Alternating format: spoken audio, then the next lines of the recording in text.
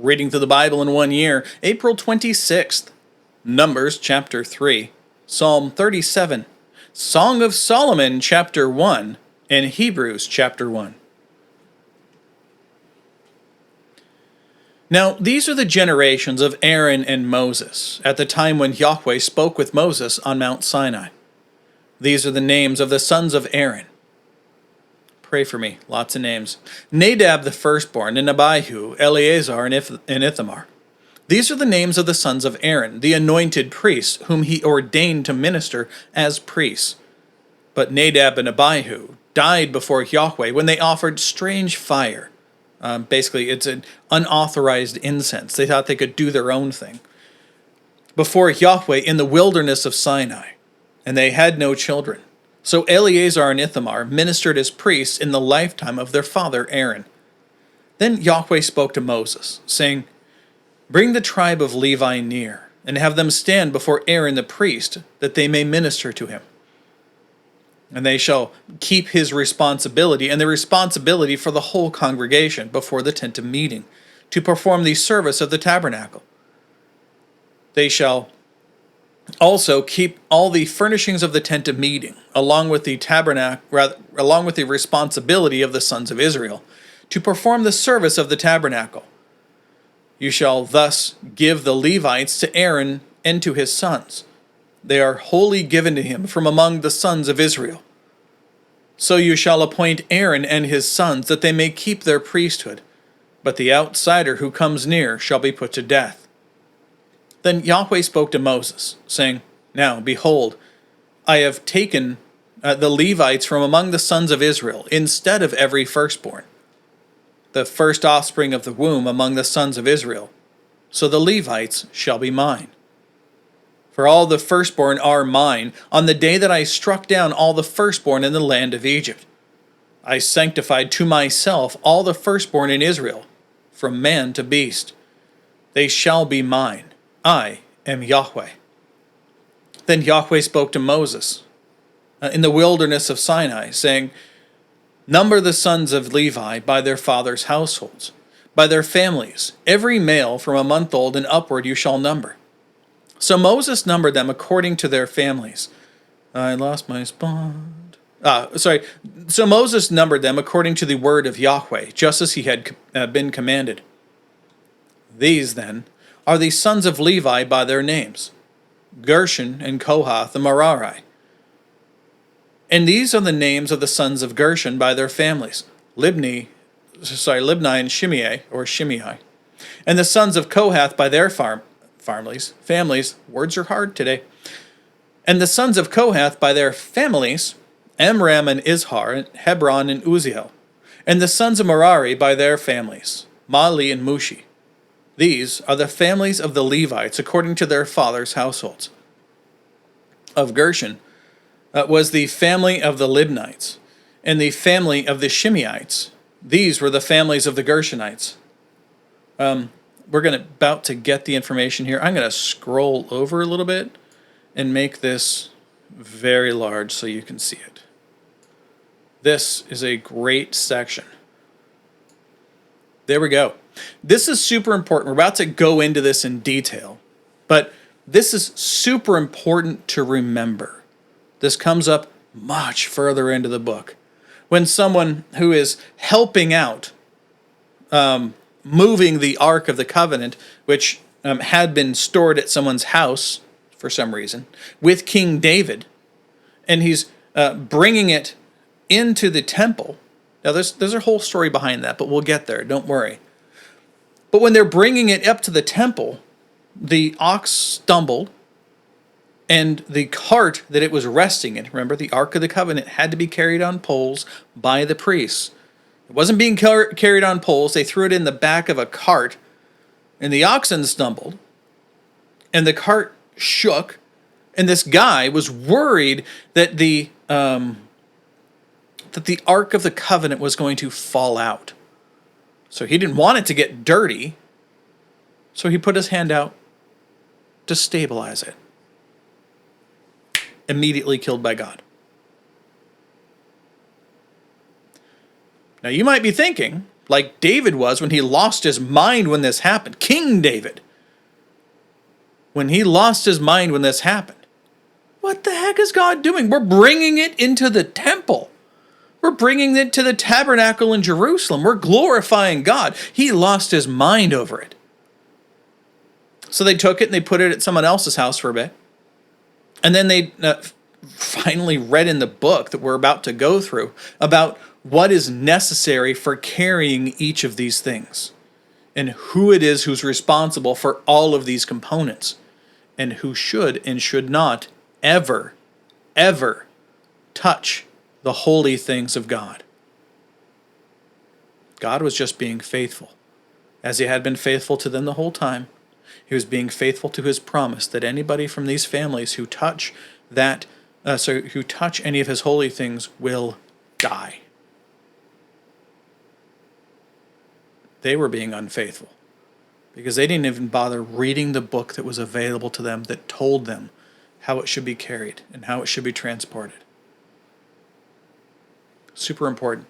But this is a great little image to read through, just kind of get your mind around who it is who's responsible for touching different things and for carrying things. All right. I'm going to scoot this back over where it goes. Scoot this one back over. There we go. Yep, that looks accurate. All right. Where were we? I think we just finished here. Let's go on to verse 21.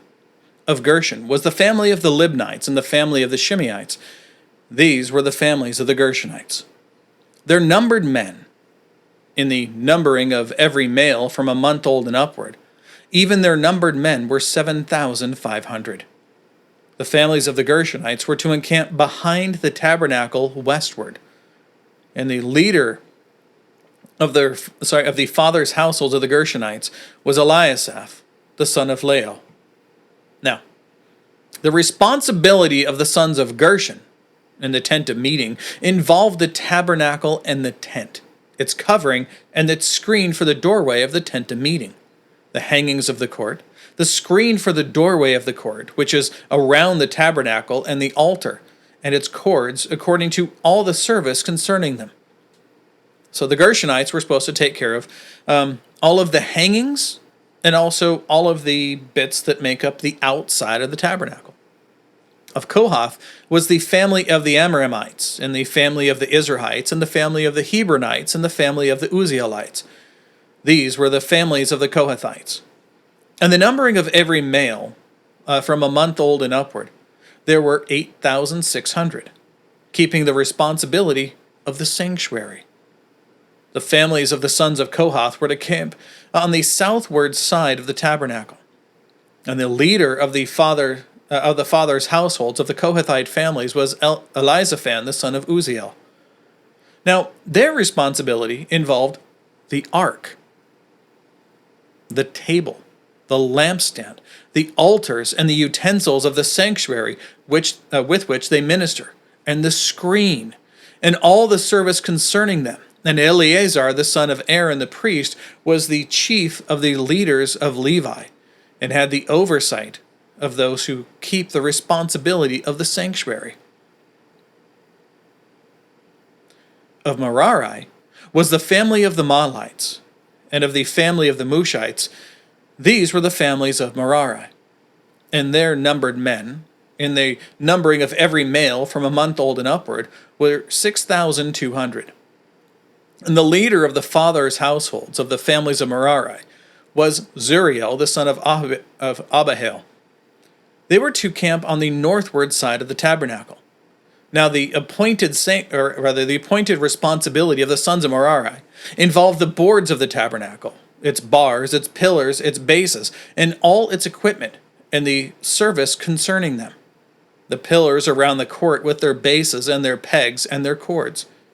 Now, those who were to camp before the tabernacle eastward, before the tent of meeting toward the sunrise, are Moses and Aaron his sons, keeping the responsibility of the sanctuary for the responsibility of the sons of Israel. But the outsider coming near was to be put to death. All the numbered men of the Levites, whom Moses and Aaron numbered at the command of Yahweh by their families, Every male from a month old and upward were 22,000. And Yahweh said to Moses, Number every firstborn male of the sons of Israel from a month old and upward. Make a list of their names, and you shall take the Levites for me. I am Yahweh. Instead of all the firstborn among the sons of Israel, and of the cattle of the Levites, instead of all of the firstborn among the cattle of the sons of Israel. So Moses numbered all the firstborn among the sons of Israel, just as Yahweh had commanded him. And all the firstborn males by the number of names from a month old and upward, for their numbered men, were 22,273. Then Yahweh spoke to Moses, saying, Take the Levites instead of the firstborn of the sons of Israel, and the cattle of the Levites. And the Levites shall be mine. I am Yahweh. For the redemption price of the 273 firstborn of the sons of Israel, who are in excess beyond the Levites, you shall take 5 shekels apiece per head, and you shall take them in terms of the shekel of the sanctuary. The shekel is 20 gerahs. And give the money, the redemption price of those who are in excess among them, to Aaron and his sons. So Moses took the money of the redemption price from those who were in excess, beyond those redeemed by the Levites. From the firstborn of the sons of Israel, he took the money in terms of the shekel of the sanctuary, 1,365. Then Moses gave the money of the redemption price to Aaron and to his sons at the command of Yahweh, just as Yahweh had commanded Moses. Let's move on to Psalm 37.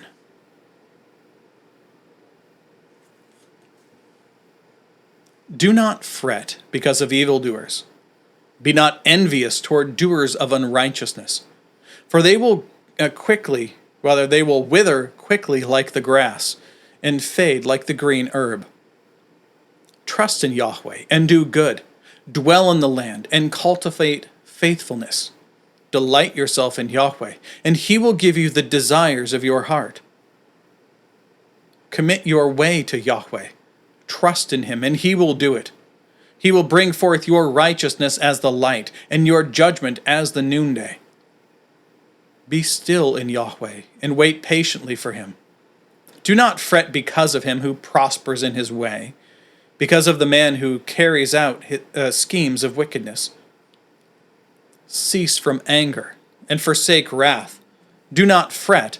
It leads only to evildoing.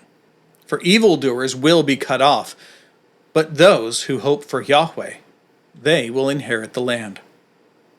Yet a little while, and the wicked will be no more. You will look carefully at his place, and he will not be there. I want to make sure we don't lose our notes here. There we go.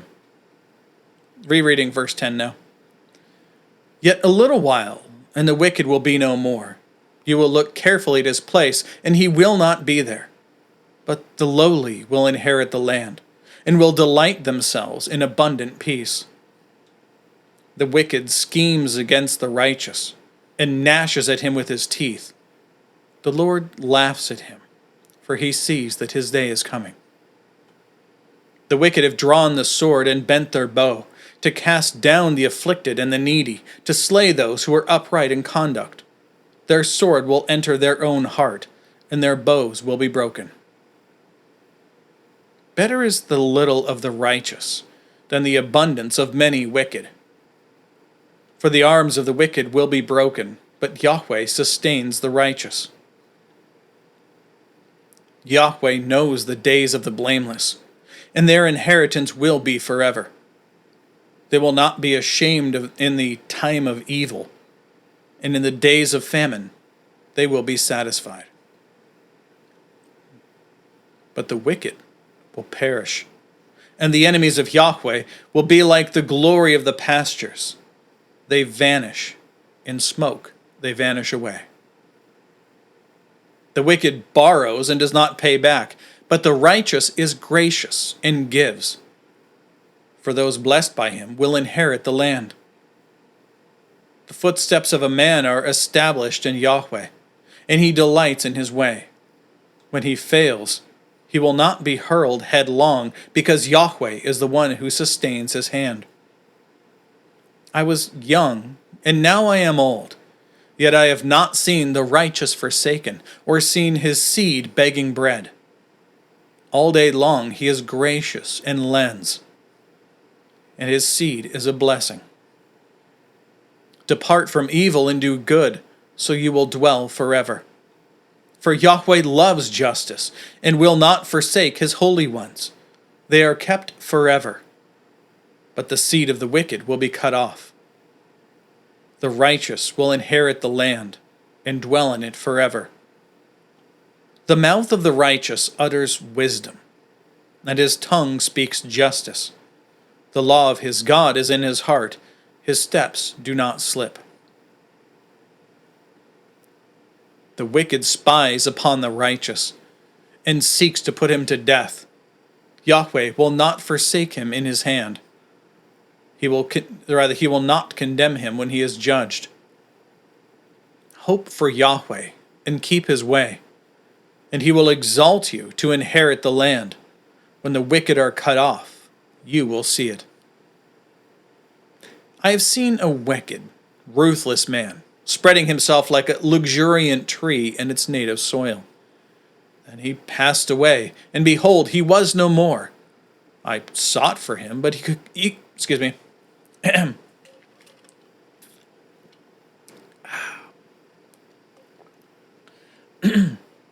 I sought for him, but he could not be found. Observe the blameless man, and behold the upright. For the man of peace will have a posterity, but transgressors will be altogether destroyed. The posterity of the wicked will be cut off. But the salvation of the righteous is from Yahweh. He is their strength in time of distress. Yahweh helps them and protects them. He protects them from the wicked and saves them, because they take refuge in him. Now, Song of Solomon, or Song of Songs.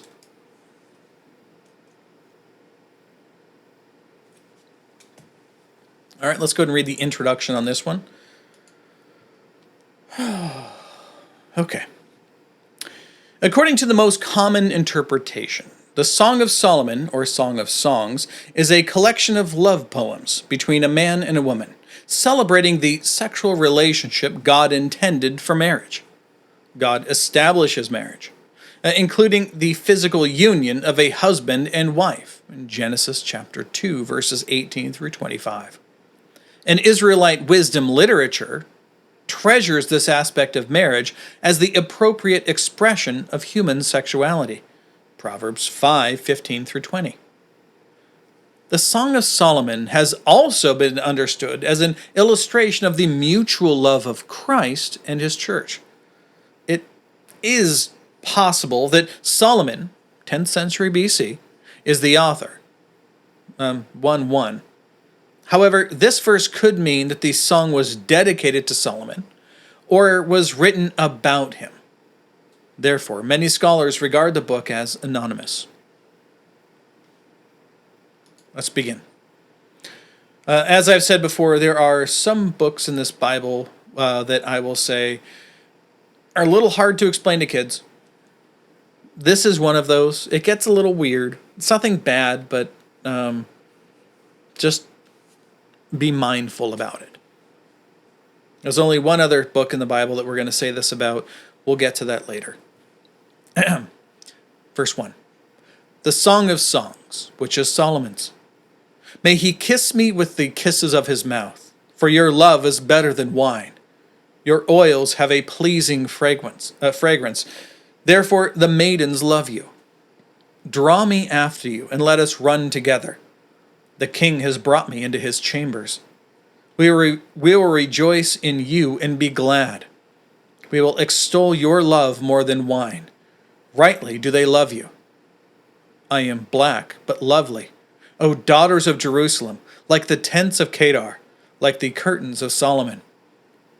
Do not look at me because I'm swarthy, for the sun has burned me. My mother's sons were angry with me. They made me caretaker of the vineyards, but I have not taken care of my own vineyard. Tell me, O you whom my soul loves, Where do you shepherd your flock? Where do you make it lie down at noon? For why should I be like one who veils herself beside the flocks of your companions? Solomon and his bride extol each other. If you yourself do not know, most beautiful among women, go forth on the trail of the flock and pasture your young goats by the dwellings of the shepherds. To a mare of mine among the chariots of Pharaoh I compare you, O my darling. Your cheeks are lovely with ornaments, your neck with strings of beads. We will make for you ornaments of gold with beads of silver. While the king was at his banqueting table, my perfume gave forth its fragrance. My beloved is to me a pouch of myrrh, which lies all night between my breasts. My beloved is to me a cluster of henna blossoms in the vineyards of En-gedi. Behold, you are beautiful, my darling. Your eyes are like doves. Behold, you are handsome, my beloved. Indeed, so pleasant. Indeed, our couch is luxuriant. The beams of our houses are cedars, our rafters cypresses. That's all the notes to here. Let's move on now to Hebrews chapter 1. And again, we're in a new book, so let's read the introduction. The letter to the Hebrews was written to encourage Christians in a time of trial. It does so by focusing on the absolute supremacy and sufficiency of Jesus Christ. While God spoke in the past many times and in many ways, as he has now spoken to us by his Son, Jesus Christ, who is the exact imprint of God's nature, and who upholds the universe by the word of his power. Jesus accomplished complete salvation for all who trust in him. That's the entire focus of chapters 1 through 10. We dare not neglect such a great salvation. Rather, in our faith and in our everyday living, we should imitate the example of Christ and of those on the honor roll of faith, as I call it, the hall of faith. We'll get there. It's chapters 11 through 13, though mostly just chapter 11. This letter, whose author is unknown, was probably written between AD 60 and 70. Now, as a good student of Scripture, and given the fact that we've been reading for most of this year already through a lot of the Pauline letters, that's not letters by somebody named Pauline, these are letters written by Paul, you're going to notice a lot of things in this letter that sound a lot like Paul. In fact, there's a lot of people who swear this book had to be written, or this letter to the Hebrews had to be written by Paul. But there are some glaring differences from how this is written and how Paul writes his letters. Most importantly for me, it's the lack of... What's a good way to put this? It's the lack of kind of the exactness of the way that Paul writes his letters. See, when Paul writes, he says, it was written to you, and he gives you an exact quote. Or it has been written in the past, this exact thing. He tells you exactly what the words are. Why? Because he was a Pharisee. He was brought up in the strictest sect of the Jewish religion. He had memorized whole sections of Scripture. He knew the Bible, the Septuagint, the Greek version of the Hebrew Bible at that point, inside and out, front and back. He knew the words. Yet this letter, and you're going to see it happen repeatedly, there's points that it say, well, it was said somewhere this. Or I've heard, it was also said like this, but it doesn't give the exact wording. In fact, if you were to hover over the notes here and see the text that it's coming from,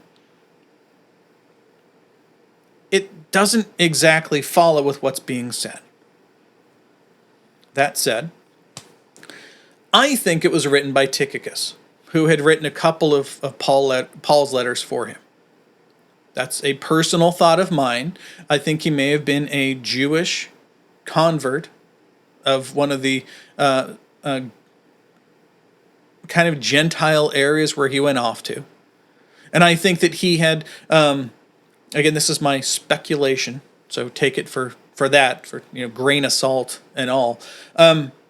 I think that it was written by Tychicus, who went with Paul lots of places, probably heard him speak more than many other people. Luke, for instance, would be an excellent person who also had gone with Paul, could have written this, but again, Luke would have included exact quotes. So I think it was Tychicus, also because he had written some of the letters of Paul. It's a thought. I think that he, just like many other pastors, for instance, my own pastor is a student of John MacArthur. And because of that, he has many of the mannerisms that John MacArthur has in his speaking and his preaching. So I think that that's why this, most likely for me, was written by Tychicus. It's a thought. All of this is an aside, a random kind of dumb conversation between lay theologians and even, guys with letters after their name, as they discuss this kind of thing. It really doesn't mean anything, except that you will most likely have atheists or nominal Christians trying to pull you away from the deep waters of theology, who try to sway you with these arguments like, well, who wrote Hebrews? You don't even know that. Nobody knows. We can't trust the Bible. I've heard it. It was dumb. Anyway, that said, we still have the letter. Let's read through it. Verse 1. God, having spoken long ago to the fathers and the prophets in many portions and in many ways, in these last days, spoke to us in his Son, whom he appointed heir of all things. I'm going to scroll over here to keep up with the notes. There we go.